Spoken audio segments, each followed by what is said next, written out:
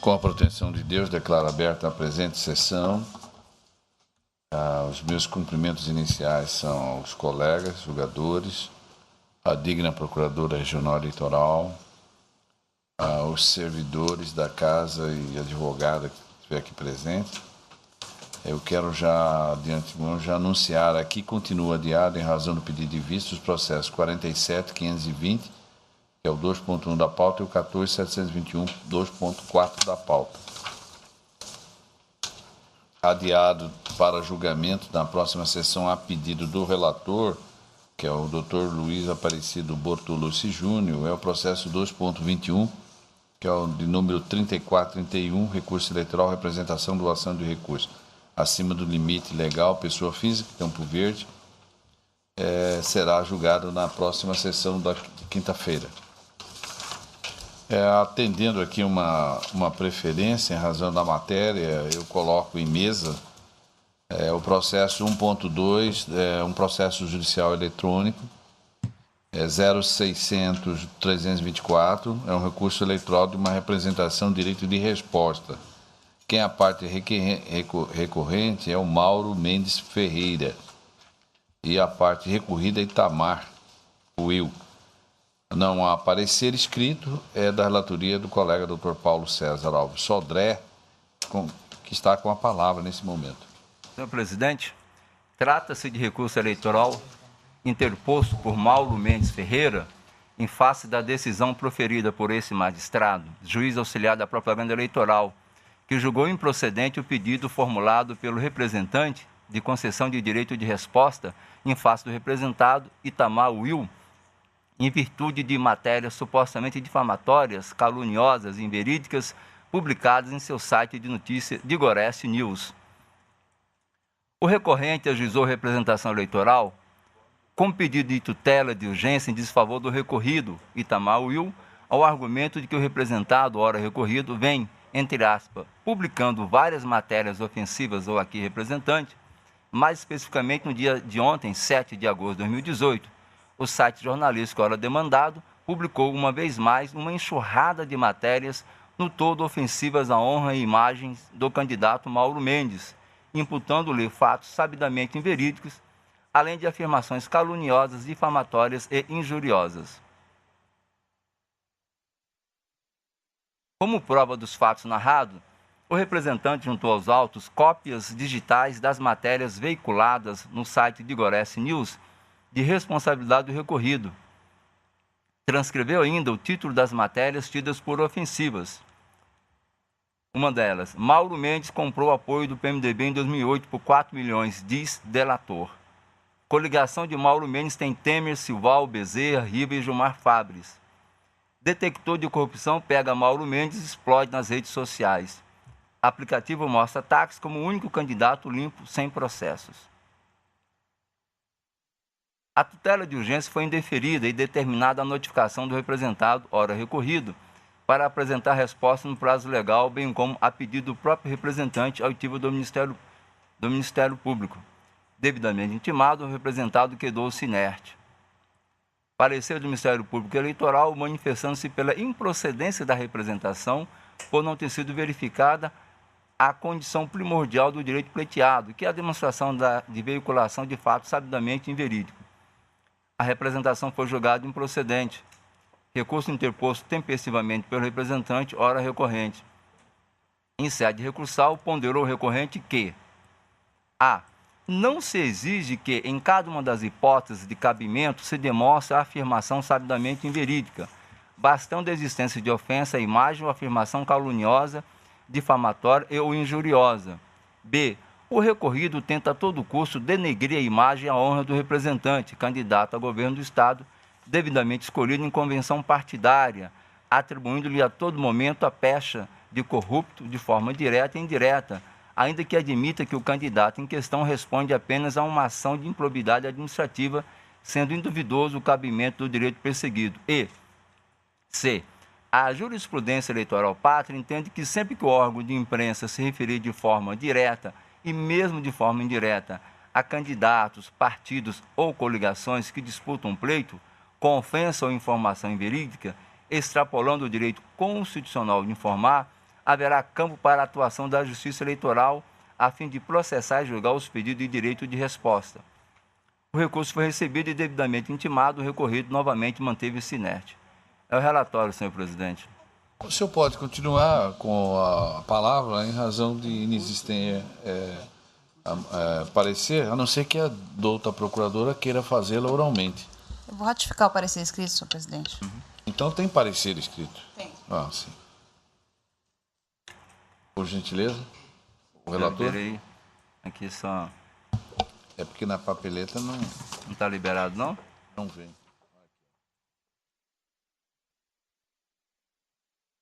Liberou? Liberou, né? Ok. Olha, eu não estou conseguindo acessar aqui.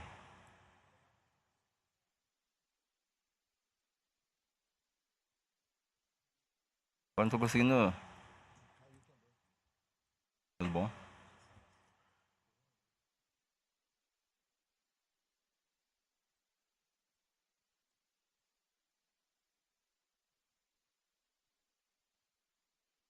E até a gente apanhar aqui, eu tô, na verdade...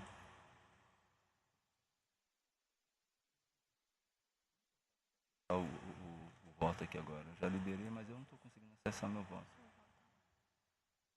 É porque está expandido? Essa.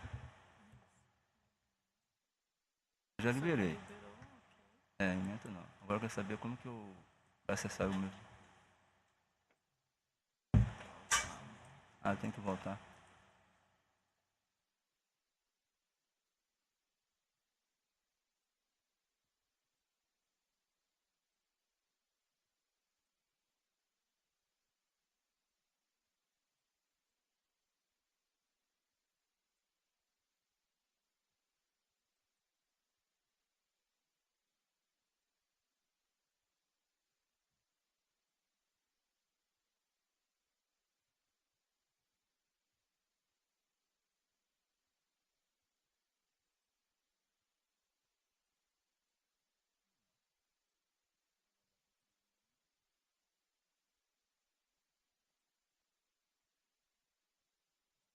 Agora como que eu faço pra...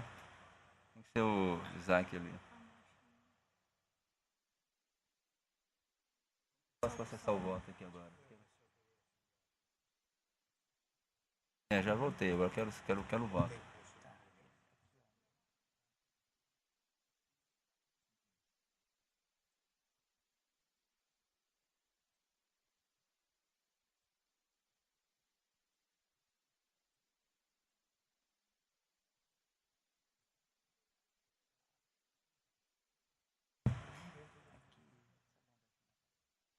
Aqui eu consigo... Eu não tô achando que era lateral que eu vi aqui. Do lado, não era assim?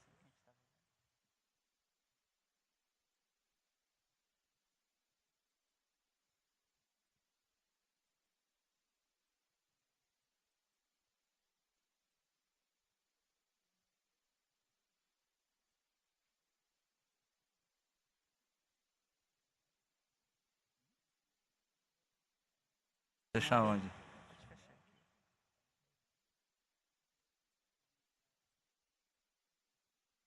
Onde?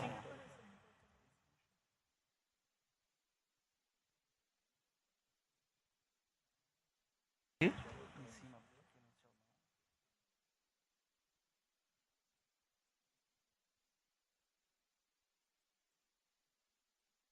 Agora de novo?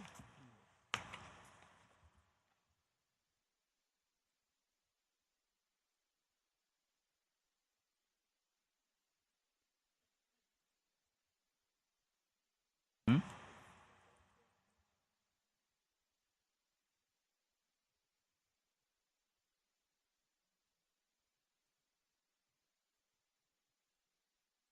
E agora?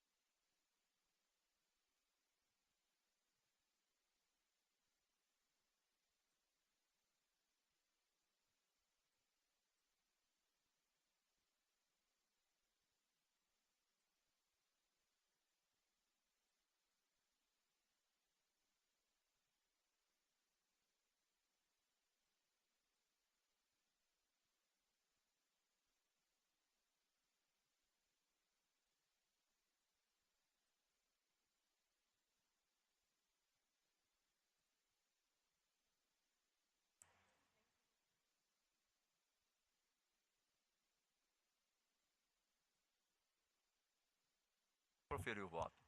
Ao se insurgir contra a decisão que não reconheceu a ocorrência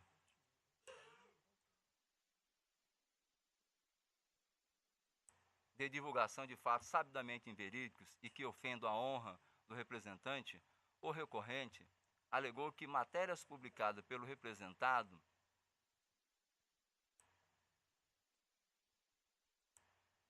configurariam no todo ofensivos à honra e imagem daquele candidato, já que lhe foram imputados fatos sabidamente inverídicos, além de afirmações caluniosas, difamatórias e injuriosas à sua pessoa.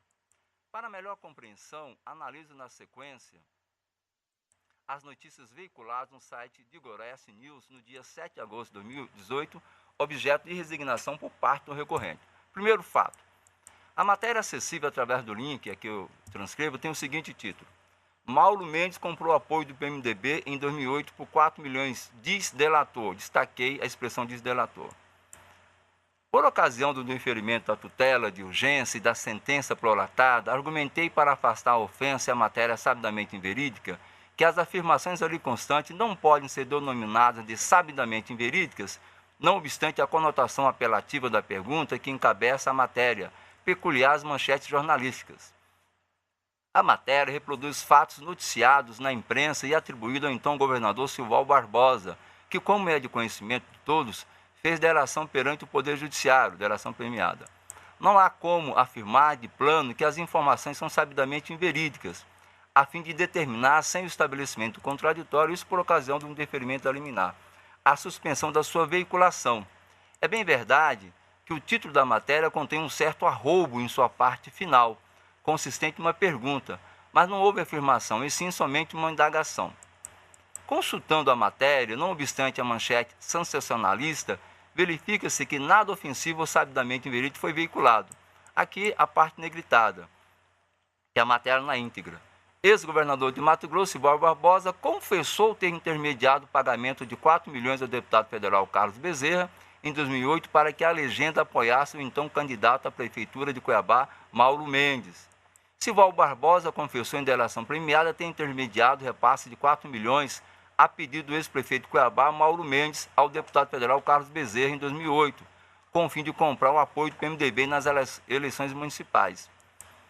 À época, segundo Barbosa, o partido teria declarado apoio ao adversário do aliado do grupo em que pertencia, e assim continua, só relatando fatos veiculados na época. E por final ele diz, o jornalista, em toda a denúncia, o Silval atribui outros nomes que pertenciam ao grupo político em que eles pertenciam, porém não apresenta provas do envolvimento. Quanto à participação dele, Silval, na articulação em benefício de Mauro Mendes, foi uma confissão. E aqui está o inteiro teor da matéria jornalística. Continuo eu. Como se vê da transcrição da matéria, ela se reporta a uma fala atribuída não ao recorrente, mas sim a uma terceira pessoa, no caso, o ex-governador Silval Barbosa, na condição de delator.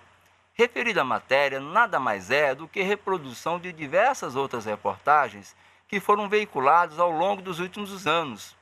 Tendo o ex-governador Silval Barbosa efetuado delação premiada, não se pode, de plano, afirmar que são fatos sabidamente inverídicos. Quanto ao aspecto ofensivo, por não serem matérias sabidamente inverídicas e por não ter em si mesma qualquer afirmação a caracterizar difamação, injúria ou calúnia, também não enseja o direito de resposta. Observe que a própria matéria afirma que Silval Barbosa não teria apresentado provas do envolvimento das pessoas por ele mencionadas. Nesse sentido, a manifestação ministerial, ponderando que, entre aspas, se trata de publicação que tem por base fatos já amplamente noticiados na imprensa local e nacional, tendo por lastro a delação firmada pelo ex-governador Silval Barbosa junto ao STF. Essa é a manifestação ministerial. Ainda em relação a essa matéria, não quanto ao fato sabidamente inverídico, mas quanto à ofensa, desde o indeferimento da tutela de urgência, eu ponderei que, entre aspas, é bem verdade que o título da matéria contém um certo arroubo em sua parte final, consistente em uma pergunta, mas não houve afirmação, e sim somente uma indagação. Referia-me, na verdade, ao subtítulo da matéria assim redigido. A pergunta é, o mesmo MDB que Mauro teria comprado em 2008 por 4 milhões, quanto custou nessas eleições? Embora de aspecto impactante, o subtítulo da matéria apenas se reporta a uma afirmação do próprio Silval Barbosa, no que diz respeito à participação de Mauro Mendes para ter apoio do MDB. E, ao final, faz-se uma indagação, uma pergunta, porém sem se fazer qualquer afirmação. E mais, verdade seja dita, se ofensa houvesse, o ofendido não seria o ora recorrente, mas sim o MDB, supostamente suscetível de ser comprado, partido ao qual o recorrente sequer é filiado. Segundo fato, já a notícia acessível através do link tem o seguinte título: Coligação de Mauro Mendes tem Temer, Silval, Bezerra, Riva e Gilmar Fabres. Asseverou o recorrente na inicial que a segunda matéria é ilustrada com uma montagem de fotos do representado ao lado de vários ex-políticos, entre eles o ex-presidente do Legislativo mato-grossense, José Geraldo Riva, e o ex-governador Silval Barbosa, ambos réus em vários processos criminais pela prática de suposto atos de corrupção, dentre outras coisas. No corpo desse editorial, é afirmado que esses dois ex-políticos integram a atual coligação partidária a que o representante pertence, sendo tal fato no todo inverídico, vez ser de conhecimento público e notório que os senhores Silval e Riva estão fora do cenário político há um certo tempo. Quando indeferir a tutela de urgência e ao depois na sentença, afirmei que não se pode indigitar como uma inverdade, considerando que da leitura da ata da convenção do DEM, em seu item 6, não foram mencionados quais os partidos com os quais houve a coligação. No ato, apenas houve a delegação dos poderes para o Diretório Regional celebrar e reformular coligações. Sendo assim, somente seria sabidamente inverídico se na ata viesse o nome de partidos diversos dos mencionados na reportagem. Importante ressaltar que as duas pessoas mencionadas quando exerceram cargos públicos eram filiados, respectivamente, ao PSD e ao MDB. Dois aspectos precisam ser consignados. O primeiro é que o recorrido não fez prova de que o PSD e o MDB não estão coligados com o seu partido, o DEM. E ao se acessar o sítio do Tribunal Superior Eleitoral, TSE, no Divulga Quend, constata-se que o recorrente é candidato ao governo do estado de Mato Grosso pela coligação Pra Mudar Mato Grosso. E entre os partidos que compõem a coligação se encontram o MDB e o PSD. E B, o recorrente não fez prova de que as duas pessoas mencionadas se desfiliaram dos partidos a que estavam vinculados, ou muito menos que tais pessoas estão em lados opostos a referidos partidos. E, por fim, o fato de alguém não estar exercendo um cargo público não implica em dizer que ele está fora do cenário político. Terceiro fato, a notícia acessível através dos links tem as seguintes manchetes, são duas manchetes, duas matérias. Detector de corrupção pega Mauro Mendes e explode nas redes sociais. E B, aplicativo mostra táxi como único candidato limpo, sem processo. Já Wellington e Mauro Mendes respondem a ações movidas pelo Ministério Público por corrupção ou improbidade. Com relação à linha A, ao indeferir a tutela de urgência, afirmei que diligenciei nas lojas de aplicativos Google e App Store. O aplicativo de fato existe. Por outro lado, ao contrário do que consta na inicial, não se imputa ao representante atos de corrupção, e sim processo por improbidade. Fato esse, o de responder à ação de improbidade, reconhecido pelo próprio representante. O ato de corrupção é imputado à pessoa diversa. Se referido aplicativo não existisse, e existe, e hoje leva o nome de detector de ficha de política, conforme o endereço aqui declinado por mim, poderia se imputar ao representado o fato dele ter rotulado o representante apenas para difamá-lo. Mas o aplicativo, hoje, com outro nome, existe sim.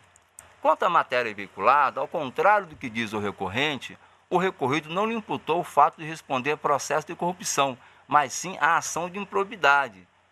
Né? E aqui traz a matéria, detector de corrupção, disponível para download no Google Play, né? E aí começa a matéria. Mendes responde a 2 processos, dentre eles outros processos envolve a quantia milionária de 700 milhões. Caso 1, juiz aposentada. Mauro Mendes é acusado por atos de improbidade administrativa. A denúncia que tramita desde o ano 2016 está sob análise na Justiça Federal desde 16 de julho desse ano.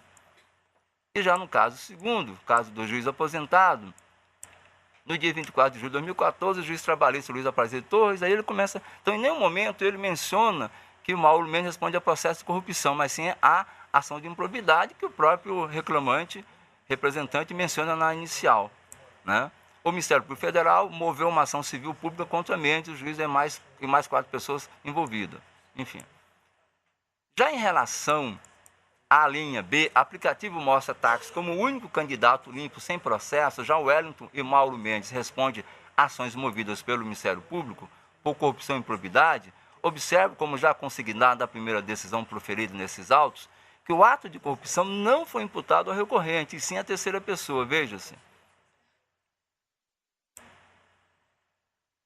Segundo parágrafo. Enquanto Pedro Táxi não sofre ação na justiça, Fagundes tem um inquérito e uma ação, e Mauro responde a uma ação por improbidade.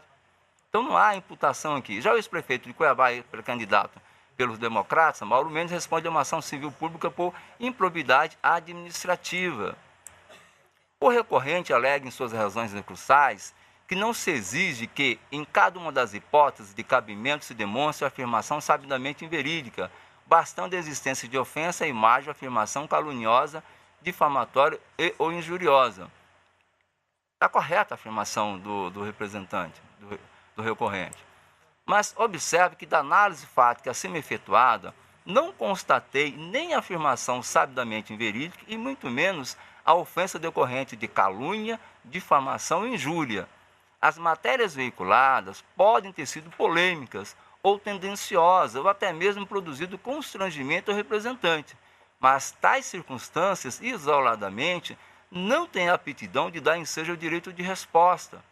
A resposta, se devida, deve-se dar no amplo espaço dialético para o debate político, seja na mídia, nas redes sociais e até mesmo na propaganda eleitoral gratuita.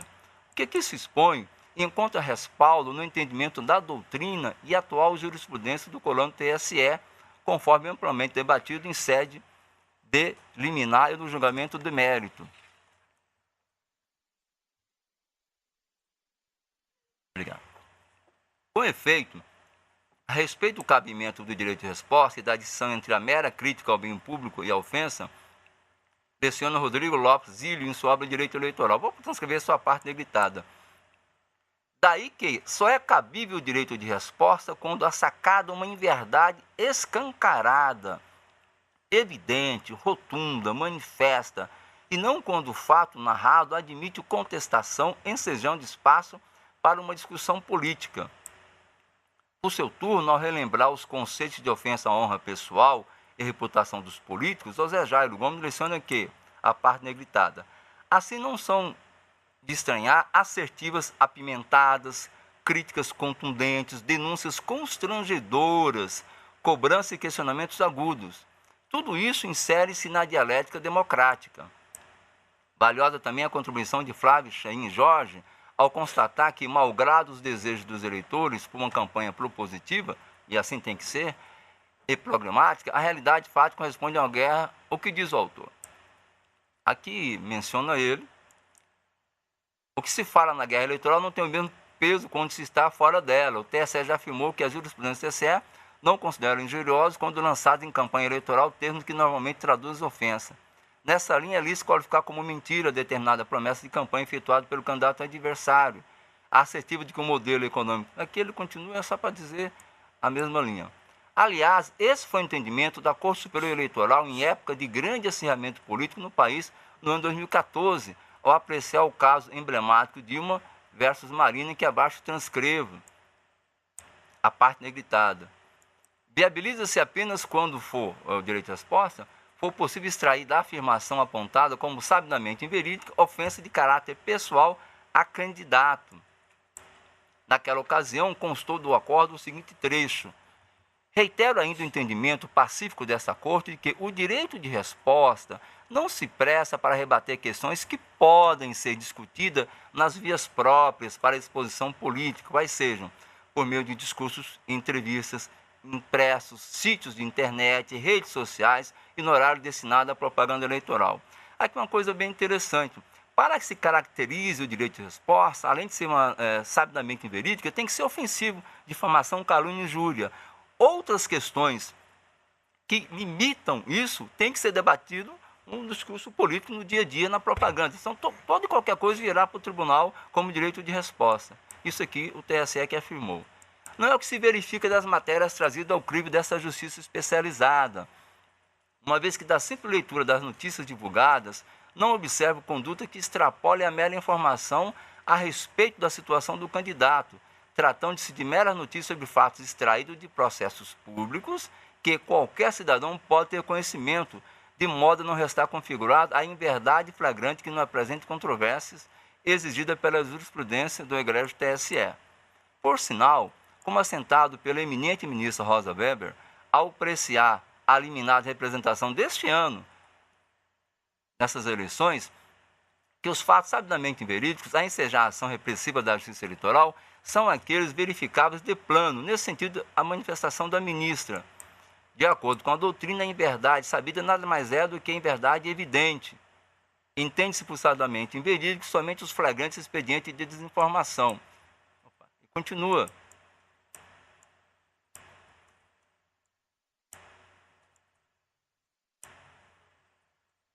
Na mesma trilha, esse Tribunal Superior entende que a mensagem, para ser qualificada como sabidamente inverídica, deve conter inverdade flagrante que não apresente controvérsia, que ela fez menção ao voto do ministro Henrique Neves. E, continuando a ministra, é aquele que não demanda investigação, ou seja, deve ser perceptível de plano, também o ministro Adhemar Gonzaga, tudo isso transcrito no voto da ministra. Finalmente, mesmo que os fatos tenham se originado de um sítio jornalístico, observe que há de se ater ao preceito de que a atuação da Justiça Eleitoral em relação ao conteúdo divulgado na internet deve ser realizada com a menor interferência possível, tal como dispõe o artigo 33 da resolução TSE. Diz a resolução: a atuação da Justiça Eleitoral em relação a conteúdos divulgados na internet deve ser realizada com a menor interferência possível no debate democrático. A respeito disso, antes mesmo da edição da resolução, que isso é uma novidade dessa resolução, o TSE já vinha se manifestando no sentido de que se deve priorizar a liberdade de manifestação do pensamento em matéria veiculada na internet, salvo quando houver ofensa à honra de terceiros ou noticiado fato sabidamente inverídico. E aqui são os precedentes. A parte negritada. As opiniões políticas divulgadas nas novas mídias eletrônicas, sobretudo na internet, recebem proteção especial em virtude da garantia constitucional da livre manifestação de pensamento. Continua ainda um outro julgado. Esse julgado aqui é ministro Luciano Lócio. Tem outro que eu peço vênia para não ler, que é do ministro Henrique Neves. Sobre a prioridade exercida pela liberdade de expressão no ordenamento constitucional, Luciana Fux e Frazão. Novamente a parte negritada. Com efeito, essa proeminência no âmbito político e eleitoral decorre do fato de que os cidadãos devem ser informados da maior variedade de assuntos respeitantes a eventuais candidatos, bem como das circunstâncias das ações parlamentares praticadas pelos detentores de mandato eletivo serem amplamente divulgados para os cidadãos. Posto isso, por não vislumbrar fatos sabidamente inverídicos ou fatos que possam se caracterizar ofensivos como calúnia, injúria e difamação, mantenho intacta a sentença recorrida em todos os seus termos e nego o provimento ao presente recurso. É como voto, senhor presidente. Negando. Há algum voto divergente? Eu tenho uma consideração. Eu vou colher o voto, então, por gentileza. Doutor Antônio Veloso. Com o relator. Doutor Luiz Aparecido Bortolucci. Com o relator, senhor presidente. Desembargador Pedro Sakamoto. Doutor Ulisses Rabaneda dos Santos. Senhor presidente, eminentes pares, inicialmente louvo o doutor Paulo Sodré pelo, como sempre, minucioso voto, mas confesso que com relação a uma das matérias que foram veiculadas, eu vislumbro sim a presença do requisito do seu conteúdo ser sabidamente inverídico. O eminente relator registrou, e aqui eu me refiro à seguinte matéria, segundo fato: coligação de Mauro Mendes tem Temer, Silval, Bezerra, Riva e Gilmar Fabres. O eminente relator, ao indeferir o pedido e reafirmando agora no recurso, fundamenta dizendo o seguinte, item B: o recorrente não fez prova de que as duas pessoas mencionadas se desfiliaram dos partidos a que estavam vinculados. Agora veja, se a notícia precisa ser sabidamente inverídica, eu entendo que ela não fica restrita sequer ao campo probatório. Se nós precisarmos de que seja feito prova, é porque não é sabidamente, né? E esta notícia, e aqui eu digo que sei, e para ser sabidamente todos precisam saber, que pelo menos uma dessas pessoas em que se alega que está na coligação do recorrente, ela é desfiliada de qualquer partido político, que é no caso do senhor Silval Barbosa. E para desencargo de consciência, eu entrei no FiliWeb e constatei que, de fato, ele não é filiado a partido político nenhum. De modo que é absolutamente impossível ele estar na coligação de Mauro Mendes. Então, com a devida vênia que, pelo menos nesta matéria, eu entendo presente, sim, uma notícia que é sabidamente inverídica. Silval Barbosa não é filiado a nenhum partido e isso foi, a sua desfiliação do PMDB à época foi amplamente divulgado, né? Até porque foi ex-governador desse estado, filiado a este partido que é o PMDB.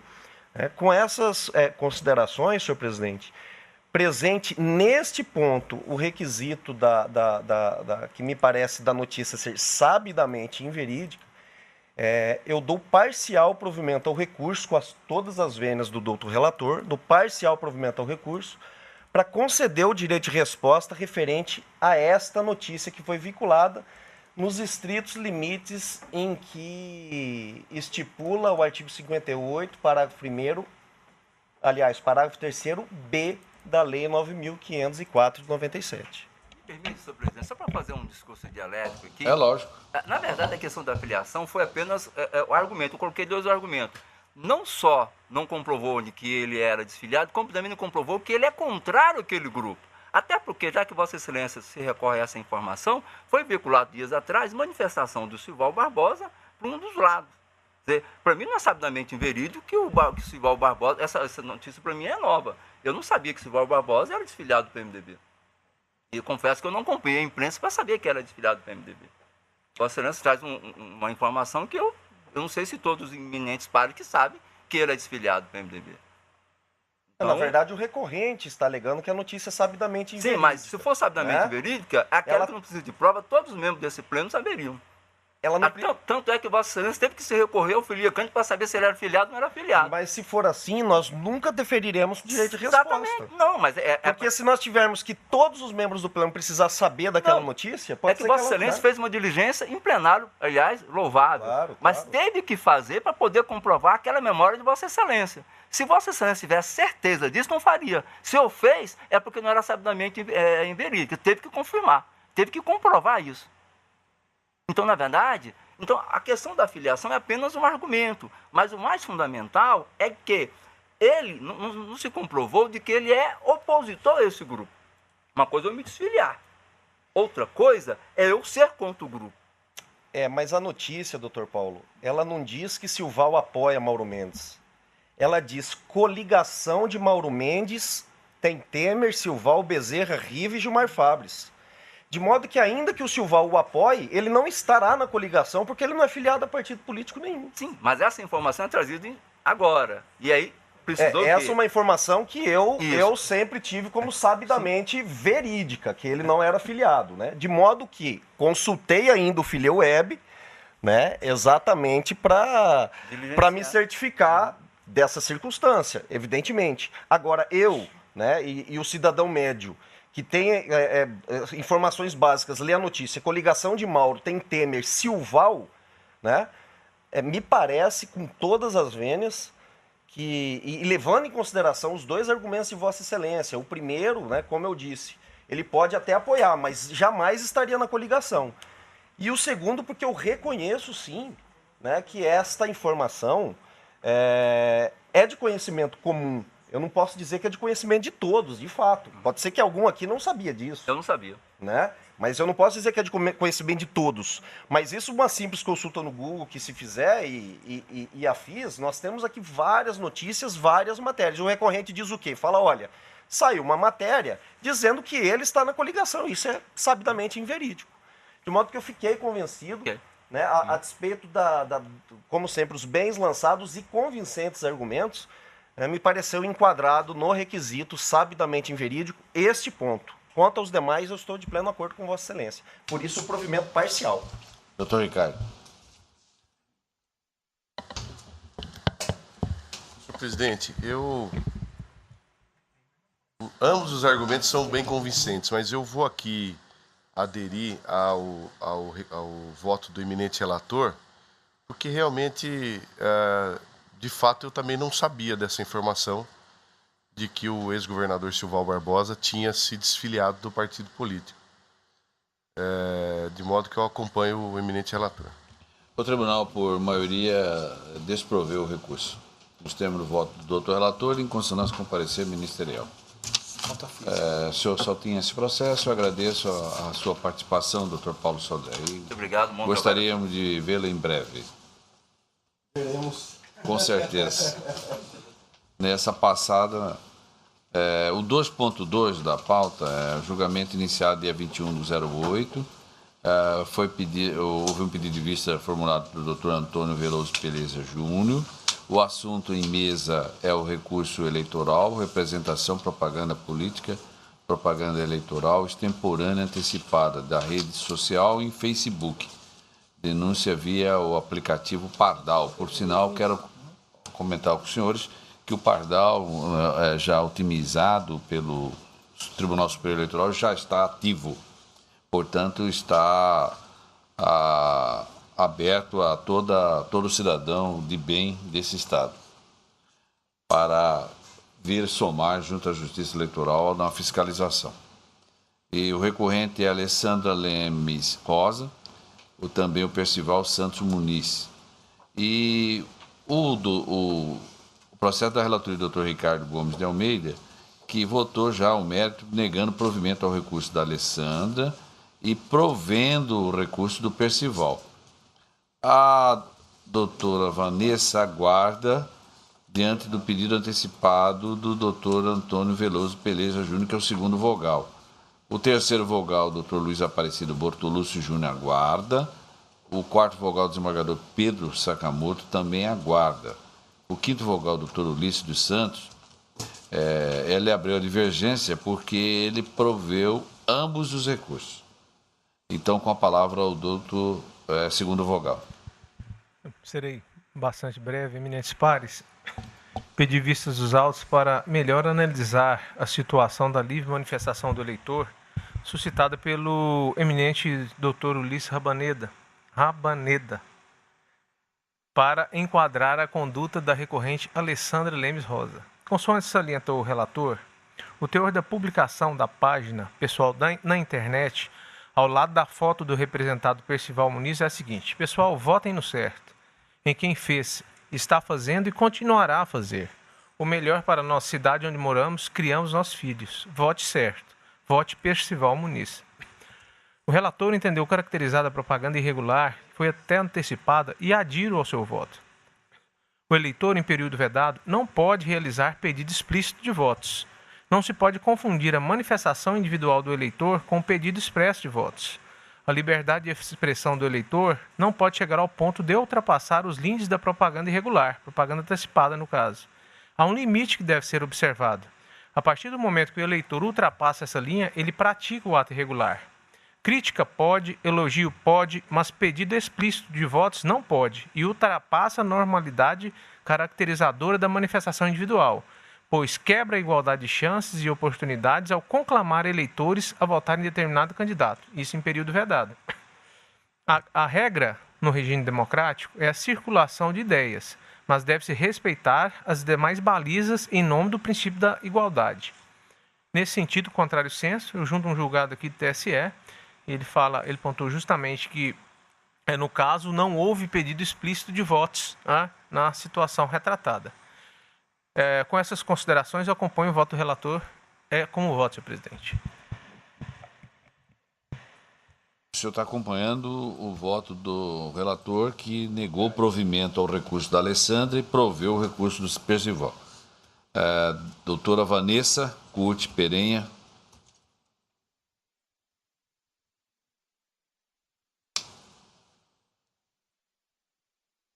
Indagação, presidente. Esse precedente que Vossa Excelência colacionou não era eleitor, era pré-candidato, né? Mas, na verdade, assim, pelo estudo que eu fiz, tá, nem eleitor ele não pode.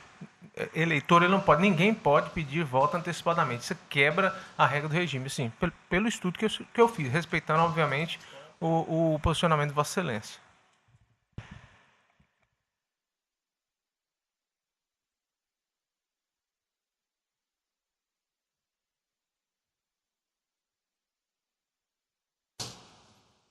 Doutora Vanessa.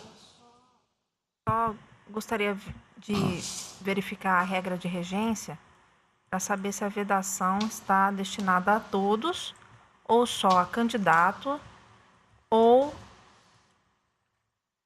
e se tiver a todos, obviamente estaria incluso o eleitor. É permitida a propaganda eleitoral a partir tal disposto, inclusive as manifestações com as mensagens de apoio ou crítica a partir do candidato. Embora eles que façam a lei, né?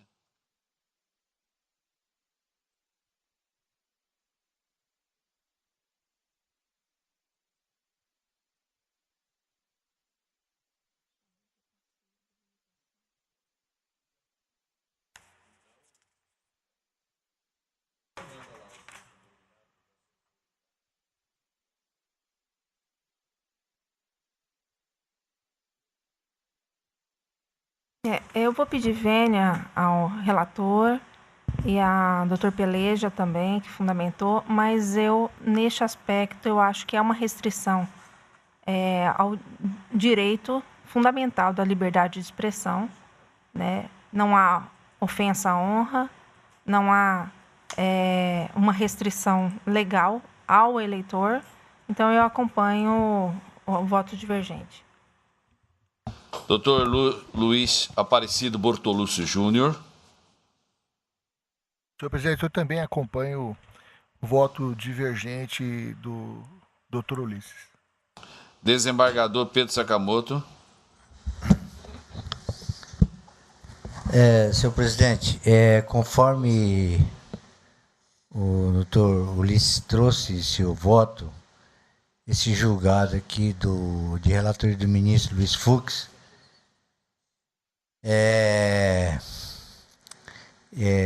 ficou estabelecido nesse acordo que, em regra, nas manifestações do cidadão eleitor, no período eleitoral ou pré-eleitoral, deve-se privilegiar a livre manifestação do pensamento, de acordo com a resolução do TSE 23.457, 2015. E aqui, complementando, nesse venerando acórdão, as manifestações identificadas dos eleitores na internet, verdadeiros detentores do poder democrático, somente são passíveis de limitação quando ocorrer ofensa à honra de terceiros ou divulgação de dados sabidamente inverídicos. Então, nesses casos, sim, né, haveria uma punição para o eleitor, que ele está ofendendo a honra de terceiros ou fazendo divulgação de fatos sabidamente inverídicos. Mas fora esses casos, né, então o TSE, nesse acordo, entendeu que pode sim haver manifestação de pensamento. Portanto, eu também vou aderir ao voto do eminente Dr. Ulisses Rabaneda. Vou aderir à divergência, então, de acordo com o voto do Dr. Ulisses Rabaneda dos Santos. Senhor presidente, posso só fazer uma manifestação? Mas é óbvio. Só deixar bem claro, em nenhum momento eu defendi aqui que eu não defenda a livre manifestação, tá? Defendo a livre manifestação do cidadão, porém, com um limite simples até. No período de pré-campanha, ele não pode fazer pedido explícito de voto. Ele pode tudo. Ele pode tudo. Ele pode se manifestar, apoiar, defender ideais, defender um candidato, ele pode tudo. Mas no momento que ele faz o pedido explícito de voto, ele deixou de ser apenas um apoiador daquela ideia, daquele pré-candidato, e passou a entrar na linha de proibição da norma. É nesse aspecto que eu gostaria só de deixar consignado, sem querer aqui influenciar a maioria já formada, mas para deixar claro que defendo também a livre manifestação de ideias, com ressalva do pedido explícito de voto no período de pré-campanha. Senhor presidente, queria fazer mais uma colocação aqui. Nesse julgado que eu citei, envolvendo o ex-presidente Luiz Inácio Lula da Silva, no voto, né, do excerto do voto, consta o seguinte trecho. Após ele falar da liberdade de expressão, falar que é um direito assegurado até pela primeira dimensão de direitos humanos, que é o direito civis, de liberdades, garantidos a muita custa, liberdade religiosa, inclusive. E ele faz a digressão analisando as cartas supraconstitucionais e ele pontua o seguinte, o relator. Em outros termos, eleitores, potenciais candidatos, partidos, meios de comunicação têm a faculdade, desde que observadas as vedações legais, de veicular, buscar e receber informações sobre os atores políticos, inclusive aquelas que assumam a forma, por exemplo, de críticas, comentários elogiosos, apresentação sobre eventuais propostas, prestação de contas à sociedade, investigação sobre conduta de agentes públicos. Enfim, no texto constitucional e dos documentos internacionais supracitados, toda pessoa, sem distinção de qualquer natureza, tem direito à liberdade de expressão e ao direito à informação, o qual somente pode ser limitado nos estritos termos da lei. E a lei eleitoral permite, entre outras condutas, a menção à pertença à candidatura, a exaltação das qualidades pessoais dos pré-candidatos, desde que não envolva pedido explícito de votos. Tá? Então, assim, é bastante elucidativa essas lições trazidas por esse julgado do Tribunal Superior Eleitoral. Então, se ele qualifica ali eleitor, também está incerto nessa vedação da propaganda antecipada. Proclamo o resultado. O tribunal, por maioria, deu provimento ao recurso interposto por Alessandra Lemes, nos termos do voto do douto primeiro vogal, e por unanimidade proveu o recurso de Percival Muniz, nos termos do voto do douto relator, em consonância parcial com o parecer ministerial. Na sequência, trago a julgamento, ou na verdade é uma continuação também, do Dr. Antônio Veloso Peleza Júnior, o 2.3, é o recurso eleitoral, ação de investigação judicial eleitoral, abuso de poder político, autoridade e abuso. Esse processo é da relatoria da doutora Vanessa Curti Perenha, que votou o mérito pelo parcial provimento. E nisso pediu vista o colega e os demais aguardam. Com a palavra o colega que está com vista. Então, esse é o processo, é o 646, né? É o 64695. Esse da Marileide Araújo Coelho Felipe. Então, a questão aqui, eu pedi vistas porque a relatora proferiu o voto de mérito pelo provimento parcial do recurso para reconhecer a conduta vedada e declarar a cassação do registro da recorrida.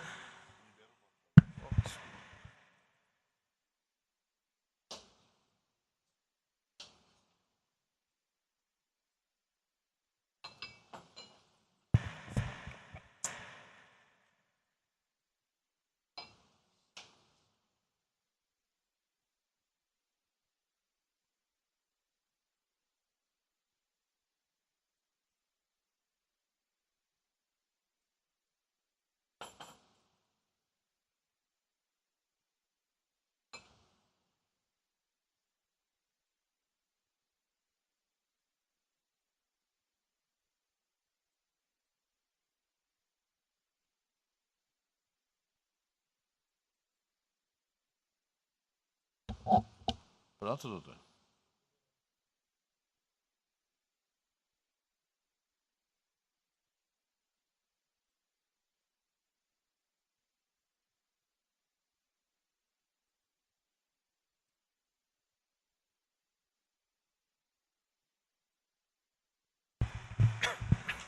Então, continuando,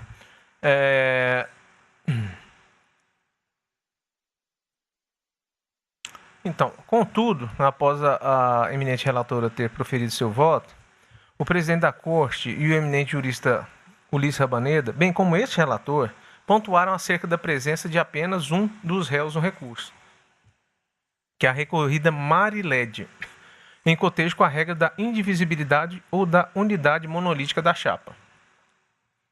Essas situações têm que ser analisadas a qualidade do litisconsórcio, o referido princípio da unidade monolítica, a consequência da ausência do litisconsórcio, no caso, a quarta superação dessa ausência.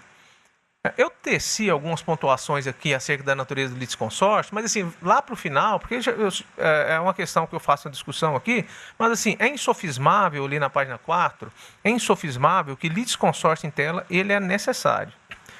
E aí, a indagação que se põe é o seguinte: se essa omissão do recorrente em nominar no polo passivo apenas a Marilede, prefeita de Pedra Preta à época dos fatos, e não incluir Teobaldo Francisco Mendonça, vice-prefeito, pode render ensejo ao não conhecimento do recurso. Tá? Uma arguição ex officio, a meu sentir, ela não imporia ali a aplicação desse artigo 10. Tá? Um pressuposto recursal.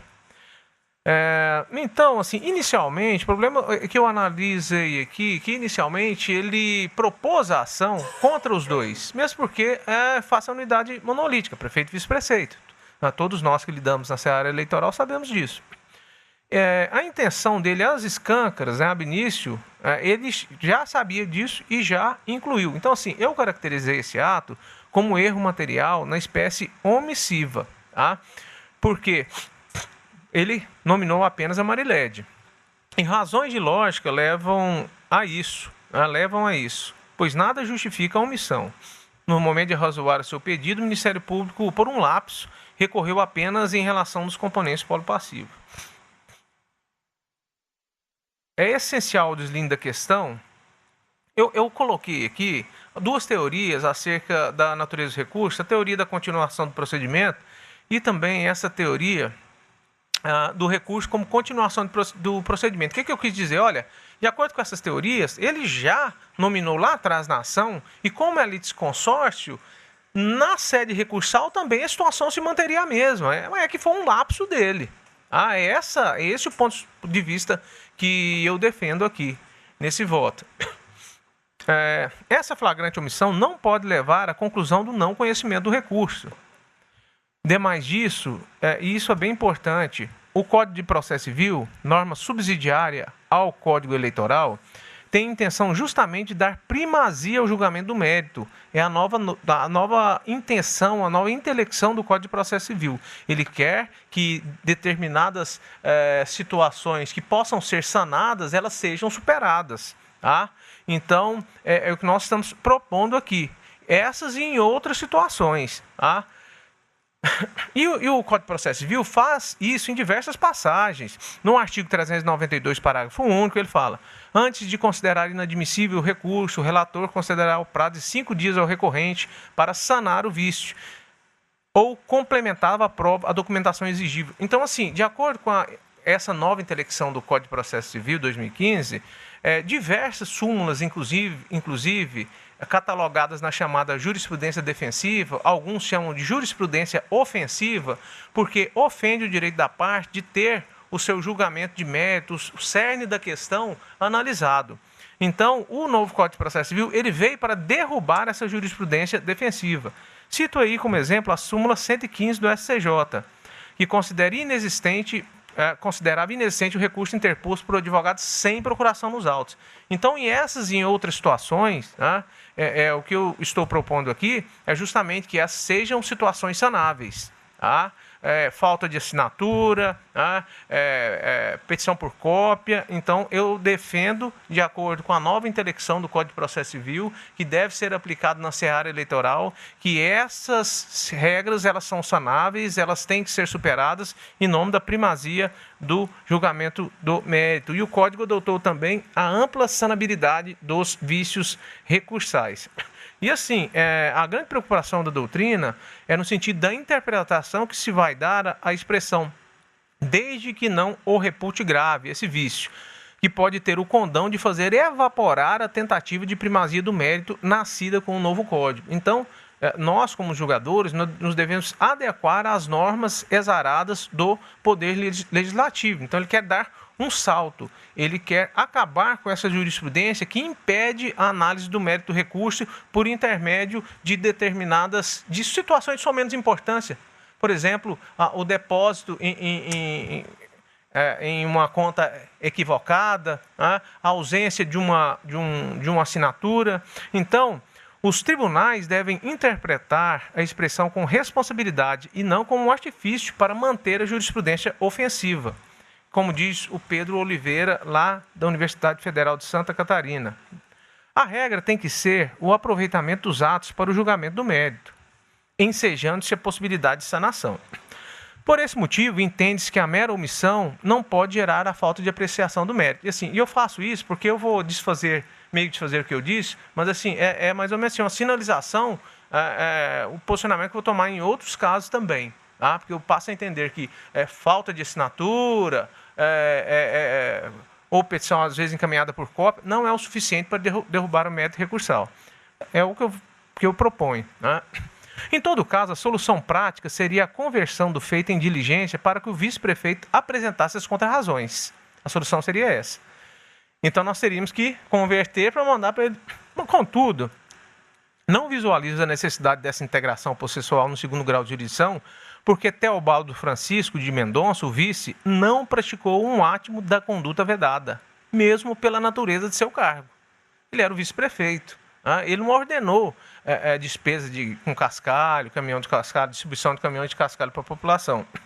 Seria um menosprezo da duração razoável do processo e a economia processual converter o feito em diligência para a apresentação de contrarrazões, sabendo-se de antemão que, pela natureza do cargo, Teobaldo, o vice, não praticou os atos. Por isso, somos por julgamento do mérito do recurso, independentemente da integralização da relação processual. Pois bem, no caso concreto, vejo mais dois ingredientes. Primeiro é que os recorridos não foram eleitos, o que faz cair por terra a questão da aplicação da cassação do registro, havendo a perda superveniente do interesse processual nesse particular. A segunda das questões, que é mais importante, eu falei a título meio de obter dicta, é o seguinte: eu queria até, posteriormente, os colegas manifestassem acerca desse tema. Por quê? Ele postula, o que ele postula, o promotor? Ele faz o pedido tão só para aplicar a sanção prevista na Lei Complementar 6490. Então, aqui nós temos o 41A, que tem as cassações respectivas, nós temos o 73 também, que era o bojo desse pedido, doutora Vanessa, sei se seria mais ou menos isso, e ele pede a sanção da 6490. Para mim, o que ele pediu é a sanção de inelegibilidade. O que ele pediu é a sanção de inelegibilidade. E nos autos, essa inelegibilidade é inelegibilidade reflexa, de maneira pela qual é incabível sua decretação nos autos. Tá? Porque aqui é uma AIG, na verdade é uma 41A com 73. Não houve pedido de aplicação de multa. A porção mínima que restaria ante o fato de ter se esvaído a cassação de registro. Porque não estão falando em cassação de registro mais, porque ele não fez esse pedido. Ele não fez esse pedido. Tá? Então, no caso aqui, eu verifiquei uma impossibilidade jurídica de pedido de segundo grau. Tá? Uma impossibilidade jurídica de pedido de segundo grau, que pelo atual Código de Processo Civil é mérito. Tá? Então, outra solução não resta na improcedência desse pedido recursal com as considerações, nego provimento ao recurso do Ministério Público. O colega está abrindo a divergência, está negando provimento. A colega relatora proveu parcialmente. O doutor Luiz Aparecido Bortolúcio Júnior. Senhor presidente, a despeito do posicionamento da nobre relatora, que tem seus fundamentos, mas eu entendo que realmente, no caso, eu vou aderir ao voto divergente. Desembargador Pedro Sakamoto. Da mesma forma, senhor presidente, eu acompanho o voto do ilustre Doutor Peleja. Doutor Ulisses Amaneda. Senhor presidente, eu peguei os autos, eu consultei os autos e analisei o recurso que foi apresentado nestes autos. Esta ação foi proposta pelo Ministério Público contra Teobaldo Francisco Mendonça e Marilede Araújo Coelho Felipe, candidato a prefeito e vice-prefeito, conforme determina a legislação de regência, a necessidade de formação de litisconsórcio passivo necessário. Isto porque uma eventual sanção, uma eventual procedência desta ação, faz com que seja necessário, cassando-se o registro, que a decisão seja uniforme para os dois. O recurso que foi apresentado, e é um recurso bastante objetivo, não é um recurso longo, ele é muito claro. O promotor, ele só deseja recorrer contra Marilede Araújo Coelho Felipe. Não há aqui nem que se falar que a análise do conjunto do recurso leva à conclusão de que o Teobaldo também é recorrido. Mas, de qualquer sorte, não, ele respondeu. Não respondeu. Ele respondeu à ação. Não, e o recurso? A ação foi improcedente e o recurso é manejado contra Marilede Araújo Coelho Felipe. E o que consta desse recurso? No preâmbulo, o que para mim seria de somenos importância, consta que recorrida Marilede Araújo Coelho Felipe. Analisando o conteúdo do recurso, fica bastante claro nos termos que o promotor utiliza que ele só quer a condenação desta recorrida, Marilede Araújo Coelho Felipe. Tanto que no conteúdo do recurso, ele, em algumas ocasiões, narra fatos alegando que ambos praticaram. Contudo, o que consta do pedido do promotor. Posto isso, requer o Ministério Público seja conhecido o presente recurso e que preenchidos os seus pressupostos objetivos e subjetivos, para o fim de dar-lhe provimento quanto ao mérito, reformando a decisão para aplicar sanção prevista na Lei Complementar 64/90 à representada Marilede Araújo Coelho Felipe. Ele pede expressamente, no seu recurso, o provimento da insurgência com relação a apenas um dos réus da ação. Eu não tenho como não dizer data vênia de que esta sentença transitou em julgado com relação a Teobaldo Francisco Mendonça. Eu não tenho como conceber data vênia, como eu já fiz num outro caso que foi relatado pelo Dr. Ricardo, que pelo fato deles terem respondido em conjunto à ação, o recurso em razão de um também está abarcando o outro. Não consigo, data vênia, ver desta forma. De modo que, havendo litisconsórcio necessário e havendo manejo recursal apenas com relação a um dos réus, eu não vejo como, com a devida vênia, conhecer desse recurso, em absoluto. Né? Contudo, o Ministério Público não foi ouvido sobre isso. Está sendo surpreendido aqui o Ministério Público com esta alegação que surgiu no contexto do julgamento. De modo que eu não vejo como não levantar uma questão de ordem. Mas eu pontuei em relação ao artigo 10, né, doutor? Eu falei que... Você entendeu que não aplica. Não aplica porque é um pressuposto recursal. Inclusive, o tribunal ele já tinha essa sinalização, né? Foi até o primeiro julgamento meu aqui. Né? E assim, em determinadas situações, data máxima veníssima, né? A concepção do direito processual do senhor, data máxima veníssima, em determinadas situações, esse artigo 10, ele está se transformando em uma cláusula de combate à duração razoável do processo. Ora, se não há os pressupostos recursais, o processo tem um processo que ele vai ser julgado, é um processo específico. Não há motivação, não há tempestividade, não há recorribilidade, tempestividade, adequação, motivação, forma, preparo. Preparo até que vai, que há uma disposição específica, não tem a motivação. Então, assim, eu contornei pelo fato de que esse Teobaldo ele não seria prejudicado no processo quanto ao mérito. Ele né? seria E assim, porque o senhor se falou o processo também... for procedente, ele tem que ser multado, o beneficiário é multado. A multa atinge o beneficiário, mesmo ele não tendo praticado nenhum ato. Necessariamente? A cassação do registro... Necessariamente? Se o autor da conduta é o prefeito... A inexistência de prática dele? Se o autor da conduta for o prefeito e o vice-prefeito é o beneficiário, mesmo sem prática de ato nenhum por ele é multado. Isso está no parágrafo 4º, 5º e 8º do artigo 73 da Lei 9.504 de 97. A sanção de multa atinge os autores da conduta e os beneficiários. Isso está explícito Mas no na caso lei. não tem pedido de multa, doutor. Mas não precisa Aqui ter.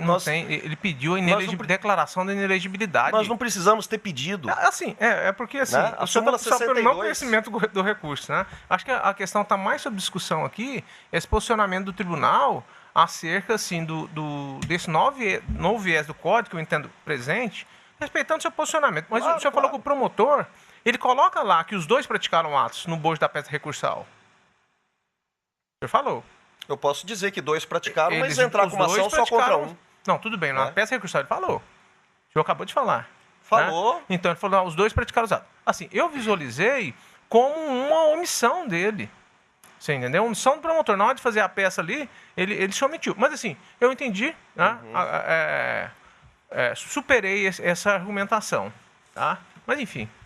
De todo modo, essa questão, presidente, que eu estou colocando, ela é prejudicial ao mérito.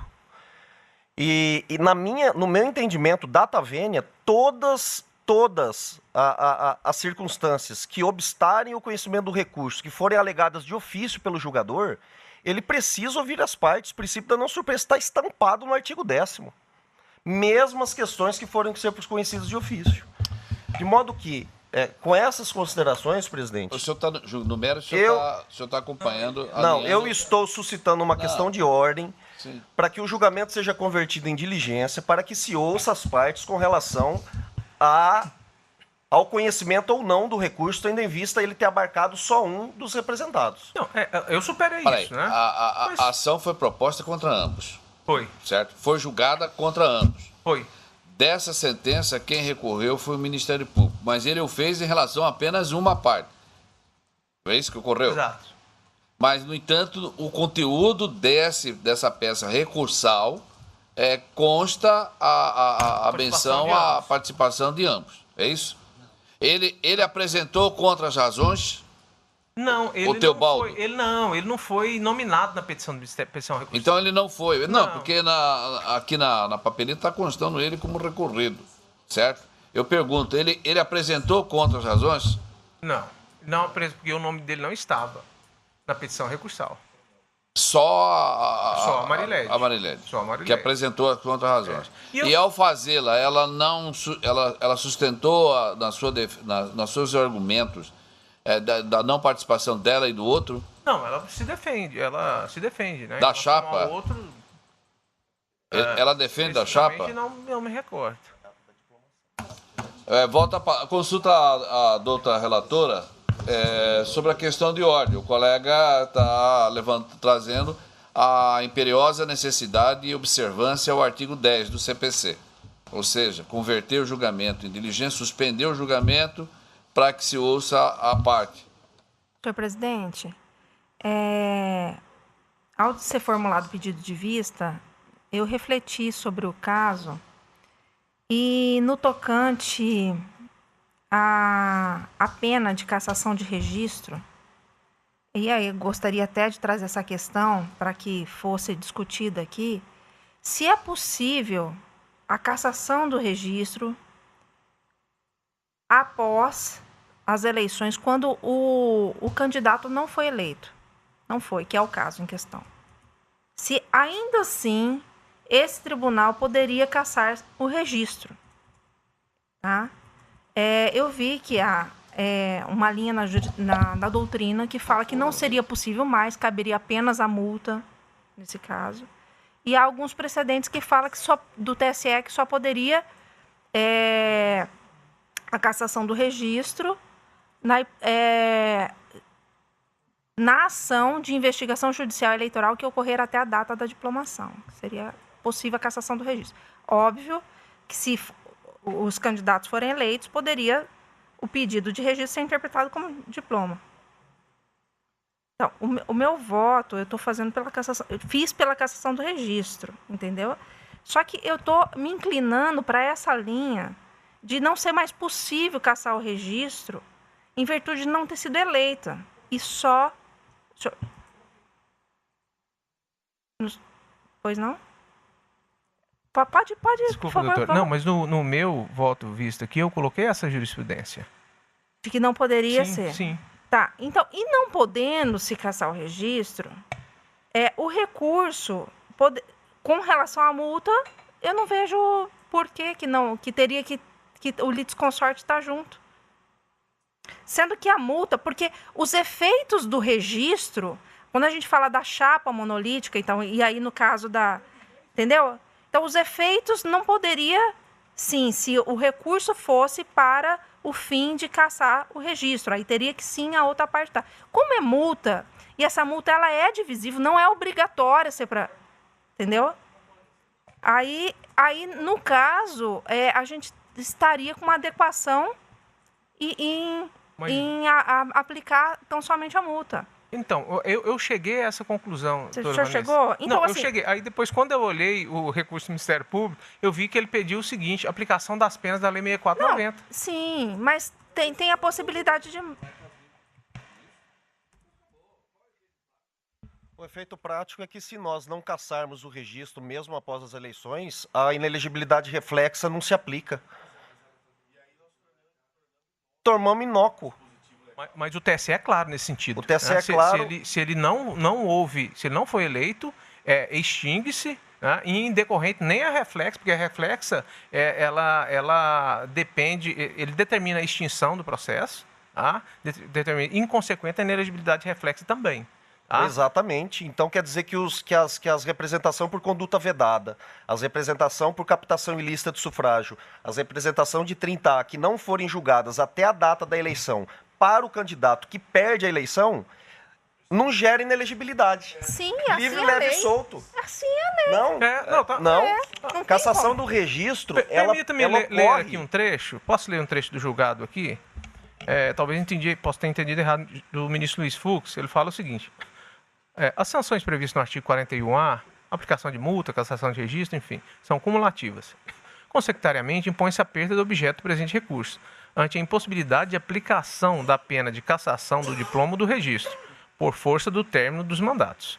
A causa restritiva do exercício do ius honorum previsto no artigo 1º 1j da Lei Complementar 6490 demanda o preenchimento cumulativo dos seguintes requisitos: decisão trânsito em julgado ou proferida por órgão colegiado, prática dos delitos, necessidade de um pronunciamento judicial a aplicar a cassação do registro. No caso do vertente, resta inviabilizada a aplicação da sanção de cassação de registro, circunstância que desautoriza, quando da formalização do registro de candidatura em pleitos vindouros, a incidência da inelegibilidade da linha J. Presidente, eu vou pedir vista dos autos, até porque são várias, né? Serve para amadurecer também essa questão, que é uma questão também importante. Eu queria só lembrar um aspecto. Nós julgamos aqui, eu fui relator, processo da candidata que ficou em segundo colocado em Pontal do Araguaia, me lembro bem. E ela perdeu as eleições, nós mantivemos a condenação e aplicamos a pena de inelegibilidade, porque foi uma AIGE. E então isso é corriqueiro na Justiça Eleitoral. Do contrário, seria um salvo-conduto para aquele que não se elege praticar o que bem quiser. Inclusive, a jurisprudência do TSE é no sentido de que da impossibilidade de se aplicar pena de inelegibilidade, aí que eu estou falando inelegibilidade pena, não sanção reflexa, né? A impossibilidade de se aplicar inelegibilidade como pena do artigo 22 da Lei Complementar 6490, quando não se cassar o registro ou o diploma. Você não pode aplicá-la sozinha, isoladamente. Se ele age com dolo, aí ele não obtém um resultado, ele está livre. Assim, eu queria só fazer uma pontuação, doutora Vanessa, em relação... A minha pontuação é que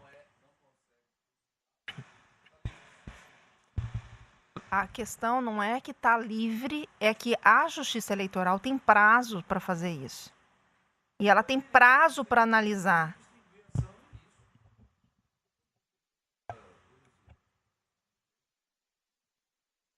Não, assim, doutora Vanessa, e essa questão do Ministério Público ter pedido as penas da Lei Complementar 6490? Porque ele foi restritivo no pedido dele.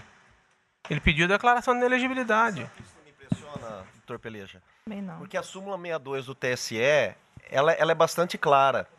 Os limites do pedido são traçados pelos fatos narrados na inicial e não pelos pedidos feitos pela parte. É assim no processo eleitoral. Então, se você entra com uma AIGE, por exemplo, só um exemplo hipotético, e eu vou falar um exemplo hipotético que até chega até a ser absurdo. Eu entro com uma AIGE por abuso de poder político e peço aplicação de multa, que não é nem cabível, mesmo havendo só um pedido como esse, no momento do julgamento, o juiz pode aplicar todos os consectários legais.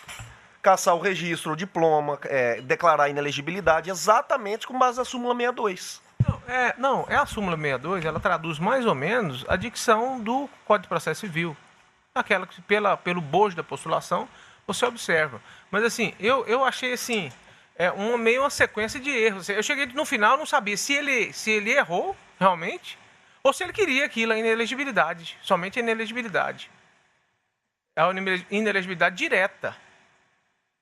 Né, com pena, não a reflexa, entendeu? Por isso que eu segui por esse caminho. Mas assim, acho que ficando quase tudo mesmo.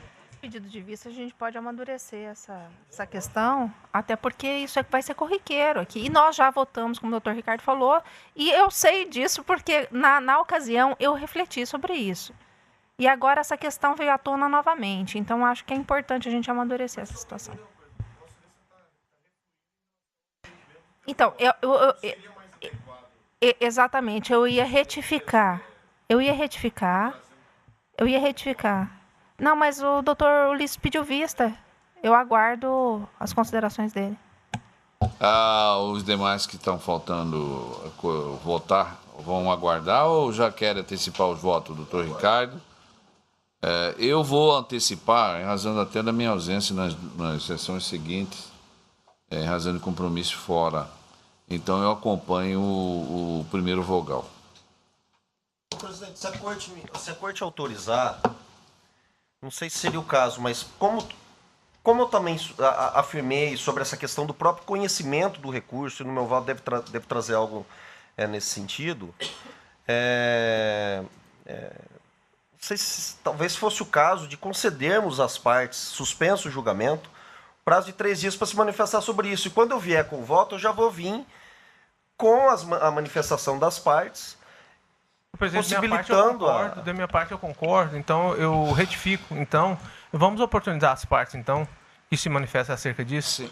Eu retifico meu voto. Sim, eu também, eu adiro. Todos aderem? Para resolver logo essa questão. Então, a acolhida, a questão de... Só uma questão de ordem. Eu quero frisar que o recorrente é o Ministério Público em primeiro grau. Então, quando devolver para a diligência, eu peço para que devolva para o recorrente. Até porque ele que suscitou e ele que pode explicar qual era o objetivo do recurso. Então, há essa dúvida, inclusive, se ele estava pedindo a multa ou não, se ele tinha essa acepção ampla ou restrita. O senhor excelentíssimo relator concordar, faria esse pedido. Com a devida vênia, eu entendo de uma maneira diversa. Como eu já votei aqui e temos um precedente nesse sentido, inclusive a doutora Cristina trouxe um agravo interno para essa corte contra uma decisão minha que questionava exatamente essa circunstância, nós deliberamos naquela oportunidade, e é o que eu compreendo, o recurso tramitando na corte, a douta Procuradoria Regional Eleitoral se manifesta pelo Ministério Público. Não vejo como devolvermos o processo ao primeiro grau para ouvir o promotor, inclusive para saber a intenção dele. O objetivo não é esse. O objetivo é questão de ordem para ouvir tanto o Ministério Público quanto os recorridos, né, sobre a possibilidade do não conhecimento do recurso em razão do recurso ter sido promovido só com relação a um dos réus. Com todas as vendas da douta procuradora, Eu entendo que quem deve ser ouvido é a Procuradoria Regional Eleitoral. Senhor presidente, eu quero pedir a palavra, porque eu tenho conhecimento por óbvio desse agravo interno, mas o que acontece é que eu renovo meu posicionamento com relação a isso sobre um único argumento. Quando a Procuradoria se manifesta como custos legis em todos os processos desta casa, e ela se manifesta contrariamente ao entendimento do primeiro grau, o recurso é conhecido. Isso não é entendido como uma desistência do recurso. Diferente do advogado, que quando se manifesta no tribunal e ele se manifesta contrariamente, ele desiste. Então, se ele faz o recurso e depois, no tribunal, ele vem aqui e fala o contrário, é entendido como uma desistência pela unidade do advogado, da advocacia que está aqui defendendo. Nós temos uma dimensão, um delineamento diferente. A Procuradoria Regional Eleitoral se manifesta em todos os processos, independentemente de ser parte. E quando o Ministério Público Eleitoral de primeiro grau é parte, ela pode, pela sua independência funcional, se manifestar contrariamente a esse posicionamento do Ministério Público de primeiro grau. Então, por esse tocante, por esse ponto, eu renovo e insisto para que seja ouvido o promotor, até porque aqui há apontamentos de que há dúvida, de fato, com relação aos contornos do recurso. Então, eu faço esse pedido e peço para que, pelo menos, seja votado, para que o promotor seja ouvido.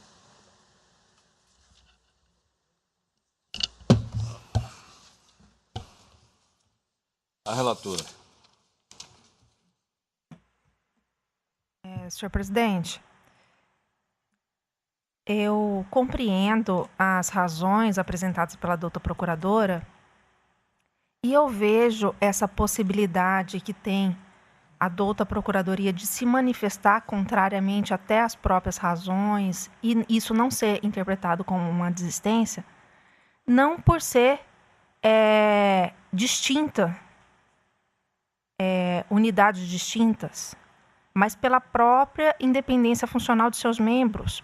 Tanto é assim que o Ministério Público, quando atua numa ação de primeiro grau, se foi um representante do Ministério Público que propôs a ação, tudo, e depois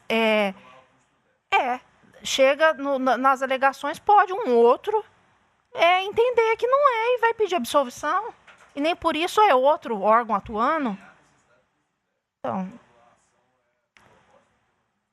Então, eu vejo assim que, no caso, a atuação, nesse caso, seria do Ministério Público aqui da Procuradoria Regional. Me permite uma complementação, presidente? Nós julgamos aqui esse agravo interno, agravo regimental no recurso eleitoral 430, Terra Nova do Norte, julgamos em junho de 2018, nós decidimos o seguinte: não há qualquer violação à independência funcional ou ao princípio do promotor natural, a conclusão de que ao representante do Ministério Público que oficia perante os tribunais, cabe se pronunciar como parte e custos legis, quando a instituição figure como recorrente ou recorrido. Sendo assim, nas ações eleitorais em que é recorrente o próprio Ministério Público, a Procuradoria Regional Eleitoral oficia no feito como parte e custos legis, devendo, por isso mesmo, utilizar da palavra em primeiro lugar quando da sessão de julgamento. Foi o que nós decidimos aqui em uma postulação, inclusive, da doutora Cristina, né? Naquele instante questionava exatamente isso. Então, nesse sentido, eu proponho que seja dessa forma. Acolhida. Todos estão de acordo? Todos estão de acordo com a colocação da relatora? Acolhida a questão de ordem suscitada pelo quarto vogal. Julgamento suspenso para as diligências. E após o fluxo à vista do... Não, diligência, já está tudo. Doutor Bortolucci, o senhor solicitou aqui o julgamento em bloco, eu vou fazer o pregão, é o processo 2.5, 2.6, todos da relatoria, Sua Excelência, o doutor Bortolucci, 2.7, 2.8, 2.9, 2.10, 2.11, 2.12, 2.13, 2.14, 2.15, 2.16, 2.17, 2.18, 2.19. Aqui, todos de Barra do Garça, da 9ª Zona Eleitoral, prestação de contas. Aí tem outras da Zona Eleitoral de Colíder, outra de Cuiabá, outra de Araputanga,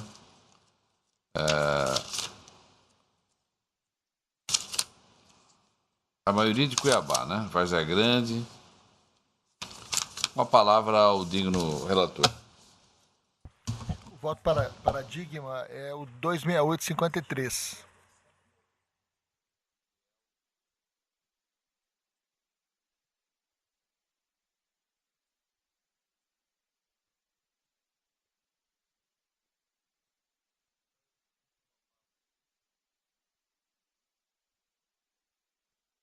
Seria o 9º da pauta, presidente.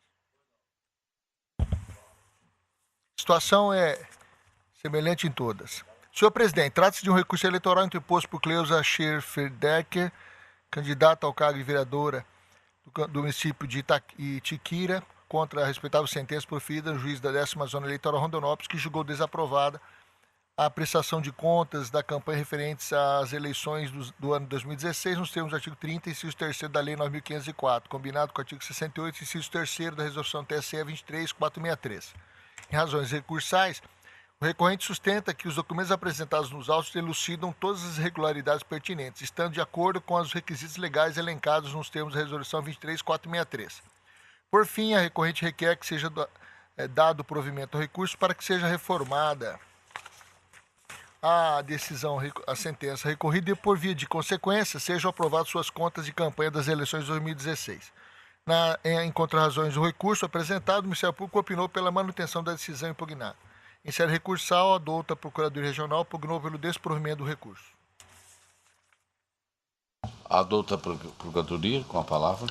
Ratifico o parecer, senhor presidente. Ratificado o parecer, o relator. Senhor presidente, demais pares. Além da tempestividade, vejo preenchidos integralmente os pressupostos de admissibilidade, razão pela qual conheço do recurso. Antes do exame de mérito, é necessário analisar a questão incidental alusiva à conversão do rito simplificado em ordinário. Neste norte, compulsão dos autos, afere-se que a prestação de contas é simplificada. Artigo 57 seguintes da Resolução TSE 23463, 2015. Portanto, o gasto total da campanha foi, no caso, de R$ 616, e a sentença julgou as contas desaprovadas sem proceder à conversão do rito, conforme previsto no artigo 62, caput, parágrafo único da mencionada resolução. Vê-se que o parecer técnico conclusivo foi pela desaprovação das contas. Por sua vez, com vista dos autos, o Ministério Público opinou também no mesmo sentido. Nesta tocada, o próximo passo seria o magistrado converter o feito para o rito ordinário e determinar a intimação do prestador de contas para que, no prazo de 72 horas, apresentasse prestação de contas retificadora acompanhada de todos os documentos e informações escritos no artigo 48, conforme disciplinado no artigo 62 da Resolução TSE 23463/2015. Todavia, como já dito a Lures, o nobre juiz eleitoral prolatou a sentença declarando desaprovadas as contas do candidato em consonância com os pareceres técnico e do MP.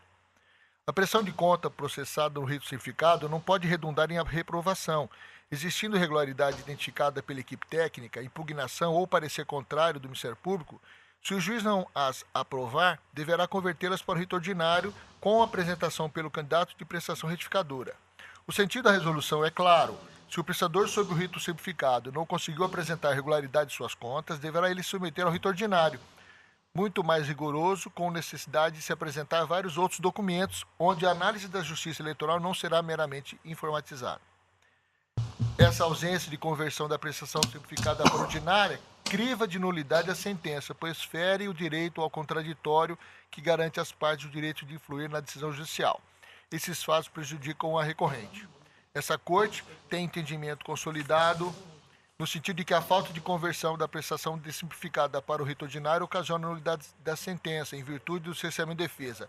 Coloco, então, aqui 2 acórdãos desta corte. Com essas considerações, em dissonância com o parecer ministerial, em razão da ausência expressa do rito processual adequado, a espécie, declaro ex officio a nulidade da sentença, determinando o retorno dos autos ao juiz de origem para que adote o procedimento disposto na resolução TSE 23.463/2015, nos moldes do artigo 62 caput e parágrafo único, consistente na conversão do feito pelo rito simplificado para o ordinário. É como voto, senhor presidente. Todos os colegas estão de acordo com o voto do relator, que de ofício está anulando o ato sentencial, determinando devolução ao juízo de primeiro grau para regular processamento pelo procedimento ordinário, em dissonância com o parecer.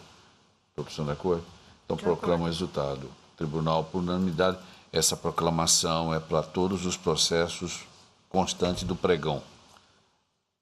O Tribunal, por unanimidade, declarou de ofício a nulidade da sentença, determinando o retorno dos autos ao juízo de origem para a conversão da prestação de simplificada para ordinária. Nos termos do voto do relator, em dissonância com o parecer ministerial. O pregão é o seguinte, é o processo 2.20.11.21. Recurso eleitoral, representação, doação de recursos acima do limite legal. Pessoa física de Sinop. Também da relatoria do colega Dr. Luiz Aparecido Bortolúcio Júnior. O parecer escrito suscitou uma preliminar da extinção do processo e, se ultrapassado, no mérito pelo provimento do recurso. Com a palavra ao relator. Trata-se de recurso eleitoral interposto por Milton Mattioli em fase de sentença proferida pelo respeitável juízo da 22ª Zona Eleitoral, Sinop, que julgou procedente representação por doação acima do limite legal, ajuizado pelo Ministério Público para condenar o recorrente ao pagamento de multa no valor de R$ 990 por ter contribuído em importe acima do limite permitido para a campanha eleitoral de Norma Regina Ruiz Ferreira, candidata ao cargo de prefeita de Baiti, Paraná, nas eleições de 2016. O recorrente aduz em suas ações recursais que o Ministério Público apresentou apenas relatório de conhecimento no qual consta a doação em pecúnia no valor de R$ 5.550. Alega que a doação não foi feita em espécie, mas sim em valor estimado, uma vez que emprestou um bem à senhora Norma Regina Ruiz para que ela utilizasse na campanha. Argumenta que o valor do bem doado se encontra na permissão do estabelecido pelo artigo 27, parágrafo 3º da Lei 9.502, o qual estipula o limite de R$ 80 mil para doações estimáveis em dinheiro relativas à utilização de bens móveis ou imóveis de propriedade do doador. Inclusive, ressalta que até mesmo o recorrido entra em contradição, pois no extrato de folhas 8, a espécie de recurso está como estimado, ou seja, não se trata de valor em espécie. O recorrente faz consignar mais adiante que o relatório anexado como prova pelo Ministério Público mostra claramente que o recurso doado foi estimável, ou seja, não se trata de recurso financeiro.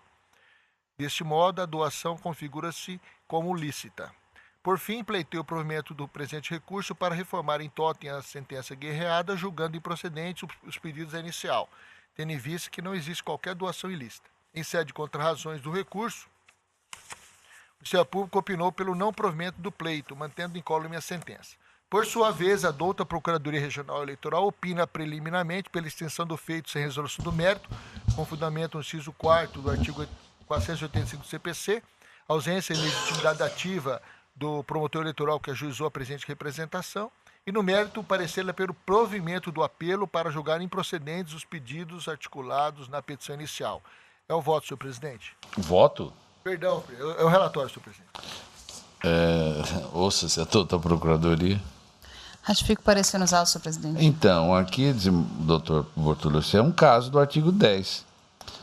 Se essa preliminar ela foi suscitada pelo Ministério Público ou foi pela parte? Pelo Ministério Público. O Ministério Público recorrido? Pela Procuradoria. Então, regional. Aí a parte não tomou conhecimento dessa matéria. A não ser que, obviamente, superemos essa preliminar com o senhor afastá-la, rejeitá-la. Eu estou superando, senhor presidente. Ah, bom, aí não há prejuízo nenhum, não gera nulidade, né?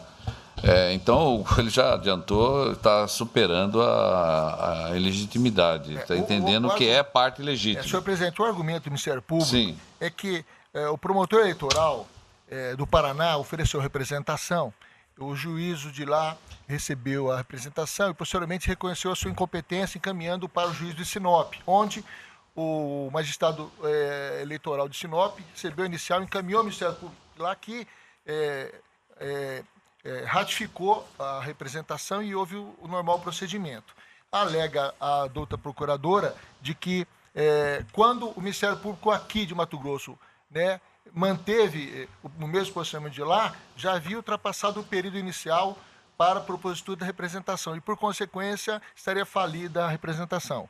Eu estou entendendo que não, que pelo Código Processual anterior, né, o juízo manteve as decisões anteriores e pelo atual também manteria. Então, não há razão para se reconhecer a impossibilidade do juízo aqui dar continuidade ao feito.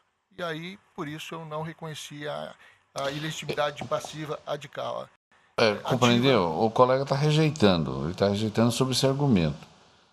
De que o juízo da outra unidade da federação se deu por incompetente e encaminhou para uma unidade, né, para esta unidade federativa. E aqui o juiz impulsionou. Não é isso? Sim, a tese é de que o juiz aqui pelo Ministério Público deveria ter recebido a inicial aqui antes do prazo decadencial do início da representação. E eu entendo que não. Iniciado lá e confirmado aqui, não há o que se falar em decadência, então... Peraí, é decadência ou legitimidade? Não, ele disse que caso não, como não recebeu dentro do prazo, entende o Ministério Público que seria uma decadência, então o MP aqui não poderia ratificar e continuar. E eu entendo que não houve essa. É do MP. Mas a alegação do MP favorece a parte. O acolhimento da preliminar favorece a parte. Senhor presidente, o senhor me dá a palavra? Ainda tem isso. Foi não. O senhor me dá a palavra, de fato. Eu, quando me deparei com esse recurso, eu verifiquei que o domicílio do representado, desde o início, já era aqui.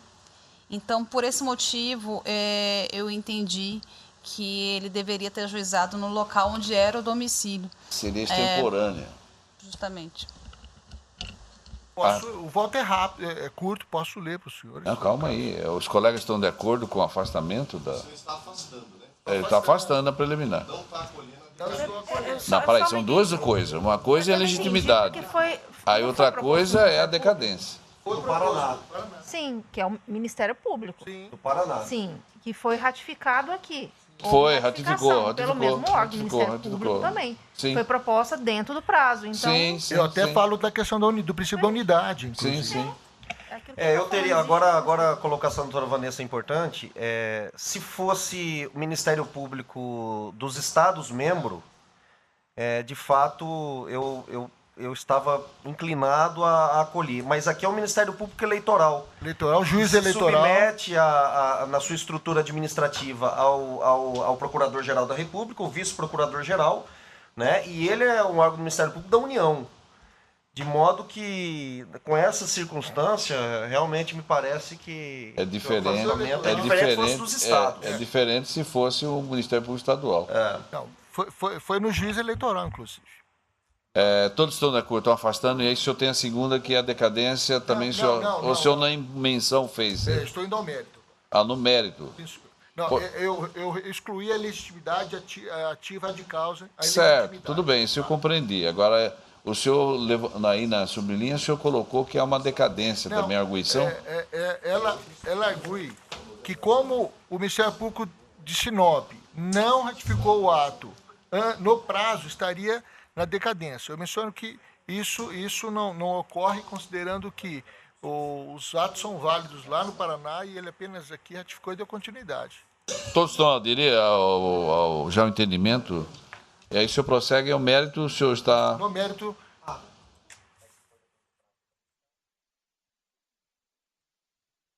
Senhor presidente, conheço do recurso porquanto preenche os pressupostos de admissibilidade.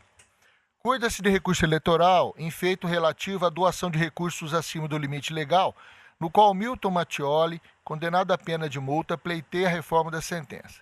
Como relatado, o recorrente efetuou a doação no valor de R$ 5.500 à campanha eleitoral do candidato a vereador no pleito de 2016, concluindo o insigne julgador de primeira instância que o valor doado excedeu em R$ 3.300, o limite legal, considerados os rendimentos brutos oferidos pelo doador no ano anterior às eleições, razão pela qual, com fulcro no artigo 23, parágrafos 1º e 3º da Lei 9.507/97, combinou ao recorrente em multa no valor de 30% da quantia doada em excesso, o que resultou no importe de R$ 990. O recorrente argumenta que não houve doação em pecúnia, mas estimada em dinheiro no importe de R$ 5.500 e correspondente à utilização de um bem imóvel de sua propriedade. Entretanto, não descreveu esse bem, tampouco comprovou a sua propriedade. Nessa esteira, a solução do TSE, número 23463/2015, que disciplinou a prestação de contas do pleito de 2016, em seu artigo 21, parágrafo 2º, estabeleceu o limite de R$ 80 mil para doações estimáveis em dinheiro, de bens móveis ou imóveis de propriedade do doador. Em caso, malgrado o recorrente alegue ser proprietário de imóvel que à época fora disponibilizado à candidata Norma Regina Ruiz Ferreira para a campanha eleitoral, não há nos autos qualquer prova nesse sentido, sequer, repito, a descrição do referido imóvel. Além disso, na declaração de imposto de renda do doador, ora recorrente, no campo denominado bens e direitos, as folhas 46, não há bem imóvel algum declarado. Consta apenas dinheiro em disponibilidade de bancos, não restando provado dessa forma que o recorrente é proprietário de bem supostamente cedido à candidata e que corresponderia à doação estimada no valor de R$ 5.500, conforme exigido pela norma de regência. Nesse sentido, infira-se o seguinte julgado do Tribunal Regional Eleitoral do Estado do Amazonas. Eu leio só a parte negretada, pedindo vênia aos dois colegas.